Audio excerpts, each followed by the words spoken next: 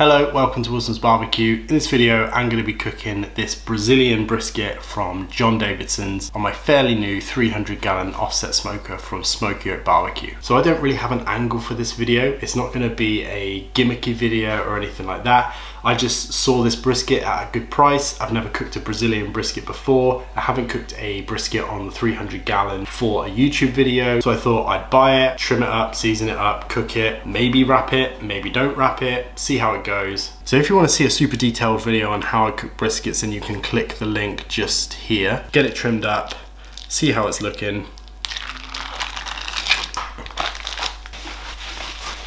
Just gonna get up some of that extra myoglobin.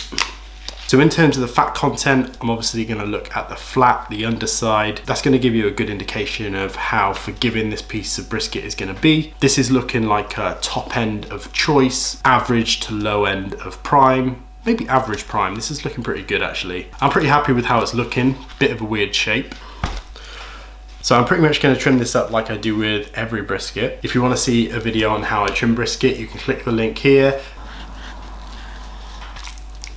Generally, every cut I'm making, I'm trying to round things off. I don't want anything sticking out, so I'm just trying to round it out. That's looking pretty good. A little bit of a scalp there. I'm going to take this down pretty heavily. In terms of the shape and the fat cap, this is much more like a USDA than it is a UK brisket, and I prefer trimming those, so this is nice. Haven't used those in a while. Kind of looks like a USDA brisket. Pretty happy with it.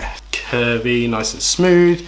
Good fat cap on this, but it doesn't seem to be translating very well into the actual meat itself. So it's looking pretty lean at the end of the flat, which isn't that great, but when you look into the actual underside of the flat, it's not looking too bad. So done. So when it comes to seasoning briskets, I've been doing 2 parts pepper to 1 part salt for quite a while now. I'm gonna do something different, go back to the old school ways of 1 part salt, 1 part pepper. So I like to use the Costco Kirkland brand coarse ground black pepper, 1 part, and 1 part Diamond Crystals kosher salt.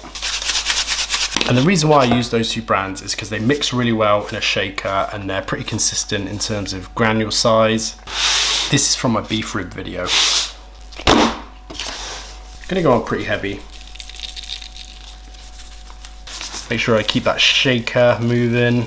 So that fat cap can take a lot of salt, especially when you consider that this is going to be sliced and the only salt that's going to be eaten is on that crust. You can go pretty heavy and you don't need to worry too much about over salting, even with a 1-to-1 pepper salt ratio. So I'm going pretty heavy, but nice and even.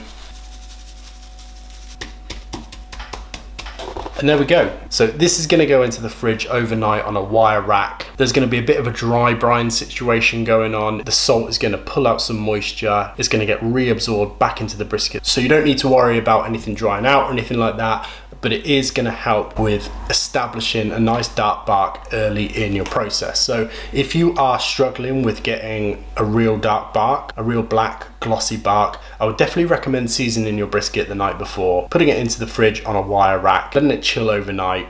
You'll come back to a nice dry surface brisket, and I promise you, you're gonna get better bark at the end of it. Into the fridge this goes on a wire rack, and I'll see you in the morning. So to get myself ahead for the early morning start, I went and got my firebox ready. I just set up some splits in a log cabin formation, put some firelighters below, ready for about a 6 AM start, meaning I can just go outside in the morning, light the firelighters and let it cook down to coals.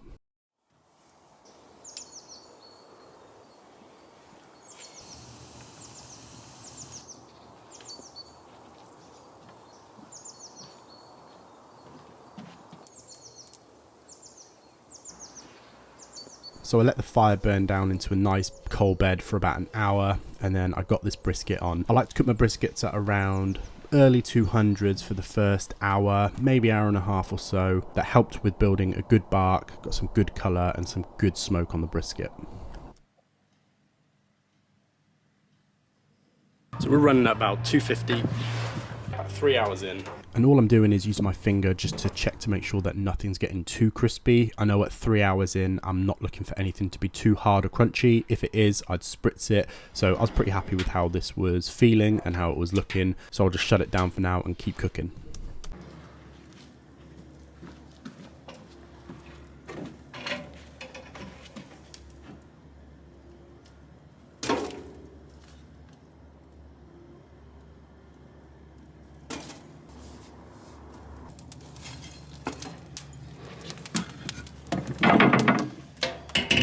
So it has been about 7 hours.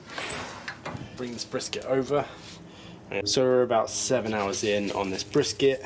We're a little bit crunchier on the point end than I'd like. Fire's been ripping a little bit hotter than I'd personally like it to be. Not my best work, but what we're going to do is flip it round, because I can feel and see, and you can probably see, that the point end is nice and jiggly. So we're not done yet, but the point end is nice and jiggly. The flat is still firm. I know we've got a fair way to go on the flat, so I'm going to point the flat to the firebox. The point will take care of itself. I just need to get the flat cooked. So I'm going to rotate it just so the point doesn't overcook. And I think I've decided that I'm going to go with a no wrap method. So this is going to cook right through until the point that it's done, and then I wrap it in tin foil, let it rest. For now, it's going to keep cooking. So this is 10 hours after we put this brisket on.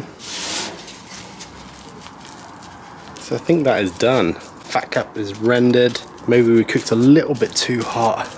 Let's take this off. A little bit of beef tallow with it, and we will let it rest. We're just gonna use the Goldees method. Pour down some tallow. Pour a little bit of tallow over the top. The bark got pretty crunchy. This little bit of tallow over the top is gonna really help with softening up that bark.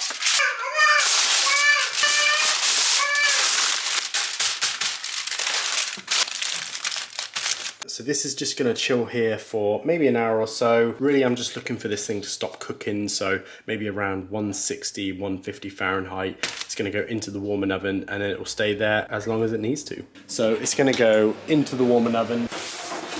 So I'm letting this rest in the warming oven because I'm not going to eat it right now. If you're at home, you don't have a warming oven, which you probably don't, you just rest it on the counter and eat it when you're ready.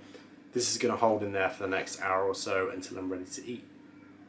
Right, so this brisket has been cooked. It's been rested in foil. I didn't bother wrapping it in the end. It's been rested in my warming oven.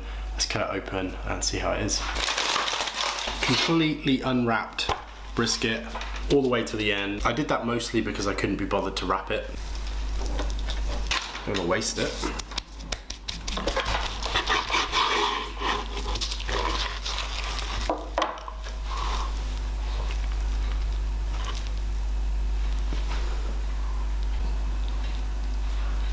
It's looking nice.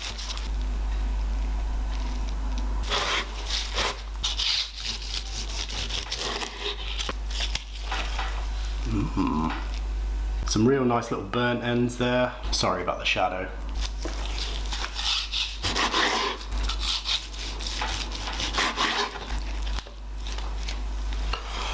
Overall, that's pretty good. Looking pretty juicy. Happy with that. Fourth slice, maybe a little bit overcooked. Really happy with the fat render, and just generally overall it's pretty juicy. Anyone is bound to be happy with that. We'll give it a taste. I'm gonna go for my favorite slice. Second slice in. Definitely a different flavor to USDA. It's really good. It's not got a huge amount of flavor going on. It holds together nicely, but just pulls apart if you want it to. So there we go. There's a Brazilian brisket. Never cooked one before. Didn't really do too much to it. Pretty simple cook. About 250 to 275 for about 9 hours. I didn't wrap it. I let it rest, wrapped it up in some foil with some beef tallow. Really couldn't have been much easier than that. So I definitely recommend this brisket if you're in the UK. It's got a good price on it, got a good fat cap. Kind of feels like a USDA brisket. We know they're really expensive in the UK, so this is a good alternative if you're not looking to buy a UK brisket. So if you like this video, drop a comment below, give me a like, please subscribe to the channel, it really helps me out, and I'll see you again in a couple of weeks in another video.